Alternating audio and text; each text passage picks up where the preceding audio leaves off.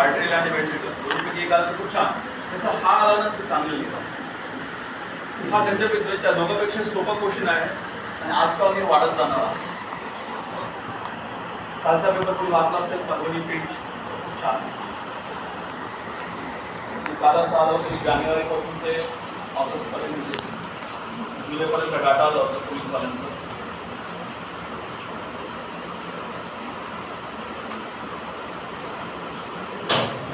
घरातून पळून जाण्याचं प्रमाण, छोट्या छोट्या कारणावरून घर सोडण्याचं प्रमाण, अशा केसेस 450च्या वर. एज वाईज डिस्क्रिप्शन दिलं होतं खूप छान.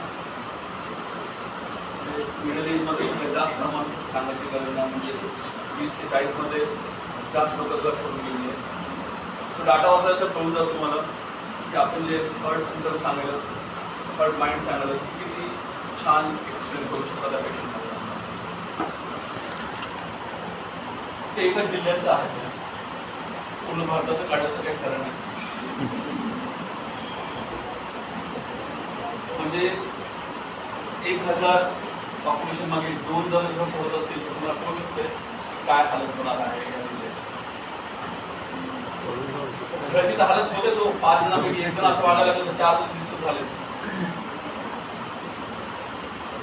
पुढे चालून खूप साऱ्या गोष्टी अशा होऊ शकतात. एकतर ते वाचत छान एक्सप्लेन केले, सायकोलॉजिकल एक्सप्लेन केले म्हणून सांगतात. हे पेपर आणला होता पण गाडीमध्ये फार इम्पॉर्टंट आहे. कधी आपला पण नंबर लागू शकतो. म्हणजे आपल्यामध्ये आपण बोलणार नाही पण आपले कोणी बोलत जाऊ नये म्हणजे कारण भरपूर चांगलं आहे. तरी मोबाईल सुद्धा कारण सांगितलं. मोबाईल सुद्धा कारण सांगितलं क्षुल्लक कारणावर. क्षुल्लक कारणामध्ये मोबाईल सुद्धा. मोबाईल क्षुल्लक झालं 20,000चा मोबाईल क्षुल्लक, किमतीमध्ये तर तेच मोठं झालेलं आहे. बघून घ्या. Failure of closure of ductus arteriosus, त्याला शॉर्ट फॉर्मच यूज करायचा होता. PDA patent ductus arteriosus mostly in the premature infants. बघून घ्या. ज्यांचा बर्थ 8व्या 9व्या महिन्यामध्ये 7व्या महिन्यामध्ये झालेला आहे अशा मुलांमध्ये हे थोडं कॉमन सापडते. or infants born to mother who had rubella positive during the first trimester of pregnancy.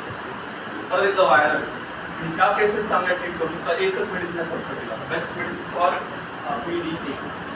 PDA पल्साटीला remedy for PDA. जो द PDA ऑक्सिनेटेड ब्लड घेऊन पुढे चाललंय passes from the आता इथं चेंबर नाही काय direct aorta to pulmonary artery. बस इथंच miss करतात बरेच. हे कसं शॉर्ट फॉर्म PDA असते.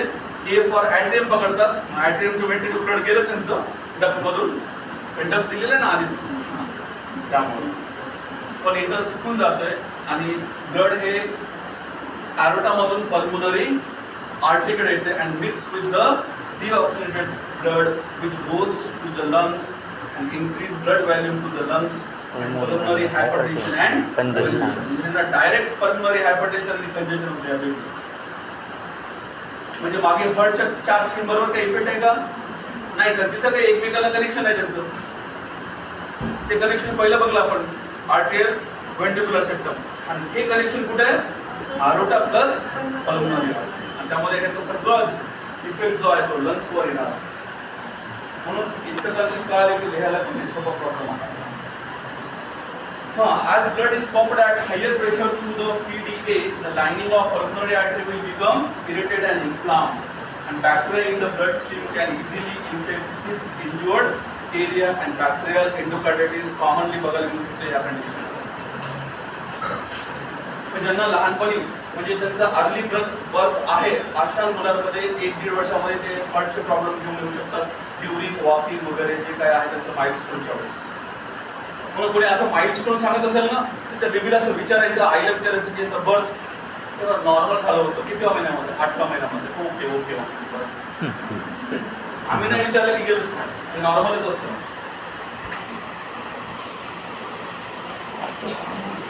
आलं लक्षात? त्यामुळे विचारायची टेंडन्सी ठेवा अर्ली एजमध्ये काही problem. Clinical shortness of breath, same to same, congested breathing, disinterest in feeding, crying while feeding. बघा पर्सिटिव्ह सगळं मेन सिम्पटम इथंच आहे. Poor weight gain, sweating, tachypnoea and bounding pulse. हे ना फुल असतात, पण त्याला म्हणतो आपण rebound phenomena. Diagnosis auscultation continuous machinery murmurs in the left infraclavicular region. Star मारले ना तिथं, म्हणून लहान मुलांना ना 3च एरियामध्ये स्टेथोस्कोप ठेवायचा. एक mid clavicle, okay, mid axillary line म्हणजे आपल्याला लेफ्ट वेंट्रिकल ऐकायला मिळतो सेप्टमसाठी, आणि दुसरा असतो तो फोर्थ इंट्राकॉस्टल म्हणजे तुमचं एकदम निप्पलच्या बाजूला आणि स्टर्नमच्या मध्ये. तर तिघावर ठेवलं ना की कंजेनिटल प्रॉब्लेम डिटेक्ट होऊन जातो मर्मरच्या माध्यमातून. राईट. इथं कोणासाठी? डक्टससाठी. इथं कोणासाठी? VSD साठी. आणि इथं कोणासाठी? ASD साठी. नॉर्मल तुम्हाला जे ऐकायचे आहेत ना ते 6 वेगळे आहेत. ते नंतर आपण स्टडी एक्झाम डॉक्टर झालं की किंवा पण मॅनेजमेंट सेम आहे. सारखं इन्फेक्शन होऊ नये म्हणून काही मेडिसिन्स आणि एंडोमेथ्रियसिन नाव ऐकलं असेल, प्रोस्टाग्लॅंडिन इनहिबिटर्स, डायझोगोनिन, diuretic, high calorie formula milk, breast milk, specially nutritional supplement may be added formula or pumped breast milk that increase the number of calorie in each ounce. जेवढं जास्त दूध पावलं पाहिजे तेवढं जास्त. आणि सर्जिकल मॅनेजमेंट, रिपेअर करताना थोडंसं इन्फॅक्ट होऊ शकतो ब्रेन साईडला, म्हणून थोडं काळजी घेणं जरुरी आहे. त्या तिघापैकी हे एकच ऑपरेशन थोडंसं कॉम्प्लिकेटेड आहे, खर्च फॉरवर्ड. बस इथं संपून जातो. ह्या तिघांना मिळून एक नाव देतो आपण सायरोटिक हर्ट, राईट. बस बाकी काय आता हा क्वेश्चन आहे POF, फार छोटा आहे, 3 स्लाइड्स. नंतर आपण मग कल्पिरियास किंवा कालियास बोलू, एकच मेडिसिन सगळ्यासाठी. POFच्या अंडरखाली हे जे TETRA, tetra meaning ventricular septal defect राहू शकतो. बघा हे MCQ होता, परत एकदा रिपीट सांगायचं. एक्सेप्ट असा क्वेश्चन येऊ शकतो. Which of the following condition is not seen in the TOF? इथं असं राहू शकते atrial septal defect, ventral septal defect, pulmonary wall stenosis आणि right ventricular hypertrophy. हे चेंज करण्यासारखे आहे ना. हे राईट हा लक्षात ठेवा. वेंट्रिकल इथं चेंज होऊ शकतं मॅक्सिमम. पण एक्झाममध्ये चारही कंडिशन एकत्र आलं की त्याला म्हणजे ही चारही कंडिशन दिसल्या की त्या पेशंटला काय आहे TOF. pulmonary wall stenosis, overriding aorta, right ventricular hypertrophy. ही चारही कंडिशन एकत्र आलं की त्याला TOF करायचं. A complex condition of several congenital defects that occurs due to the abnormal development of fetal heart during the first 8 weeks of the pregnancy. त्यामुळे पहिलेच detect होऊन जातो, पण कधी कधी मिस होऊ शकतो आजकालच्या सोनोग्राफीमुळे. बघून घ्या. पहिलं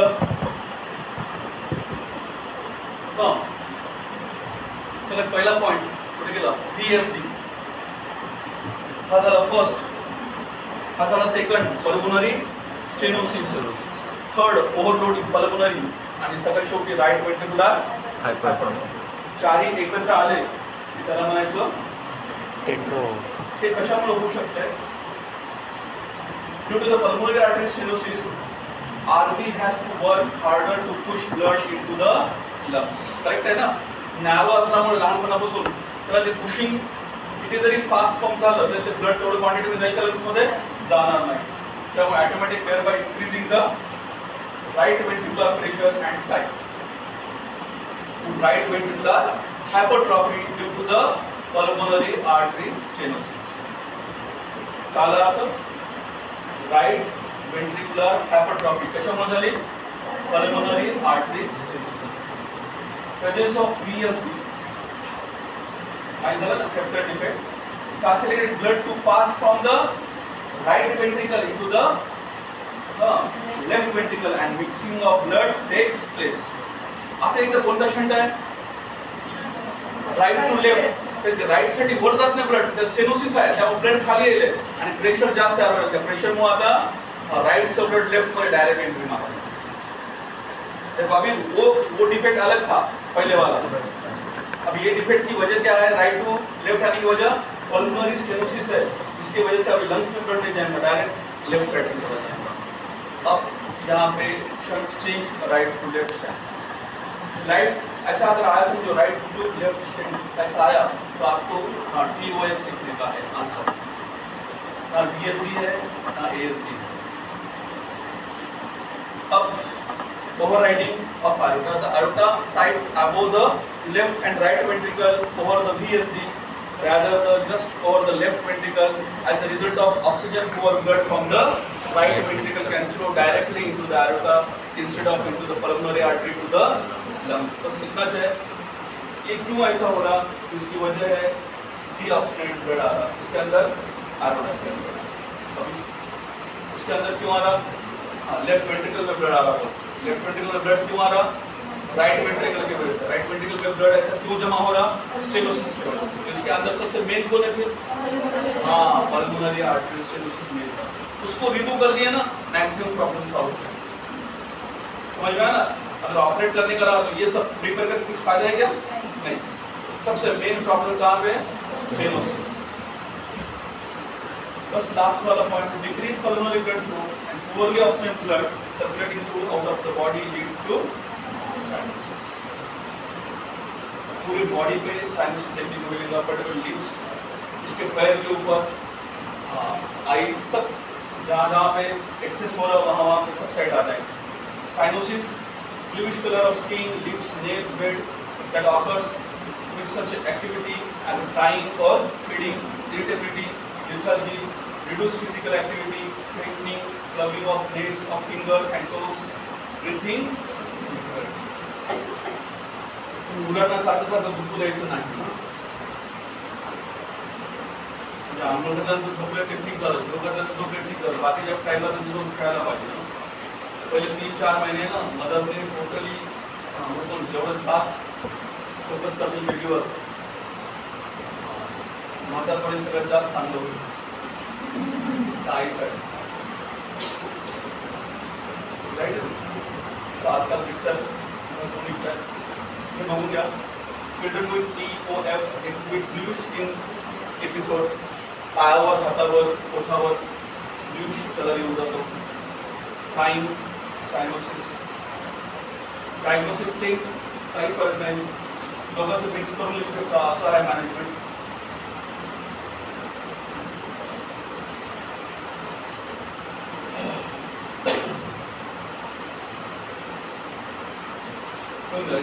एकदम मॅनेजमेंट ऑफ NICU. त्याच्यामध्ये सरळ सरळ त्याला कार्डियक कॅथेटरायझेशन करतात, बलून आर्टियल सेप्टोस्टॉमी, बाकी मग स्विच ऑपरेशन एक नाव आहे. कधी कधी गेलं ना एक्सरे मध्ये एक्सरे आहे.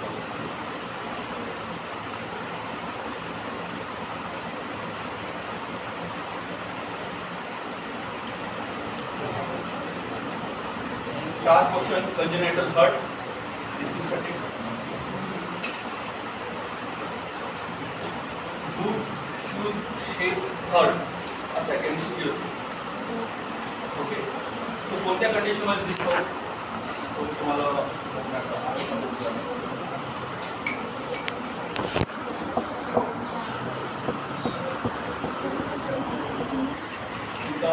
वॉल्व्हुलर डिसीज मध्ये त्याच्यामधून एकदा लॉंग क्वेश्चन मधून 3 आहेत.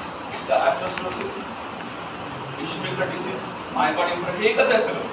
अंजना पेक्टोरिस, त्यापैकी एक क्वेश्चन. म्हणजे 3च साईड आहे तुमच्या मॉडेलमधून लॉंग क्वेश्चन येतात. टोटल हॉट 20 मार्काला आहे. 5-5 मार्काचे 2 किंवा 10 मार्काचं 1 किंवा 20 मार्काचं 1. राईट. हे सोडून थेरपॅटिक्समध्ये 1 ते 2 क्वेश्चन राहू शकतात. हे टोटल 30 आहेत, पण कॉम्प्युटरमध्ये 20 मार्क. थेरपॅटिक्स तुम्ही लिहू शकता. कोणती मेडिसिन घेऊ द्या? Aggravation at left side, pain refers to name scrap आता तर काहीच नाही हेरिंग टुअर ते असे लिहायचे जातं घ्यायचं नाही त्याला तसं आपलं एकच pain in chest refer to the neck pain in chest refer to the arm एक एक वाक्य लिहितोय का एका लाईन मध्ये पण लिहित नाही तेवढ्या ओळी भरला पाहिजे ना pain in chest extending to arm परत झालं pain in chest extend to four arm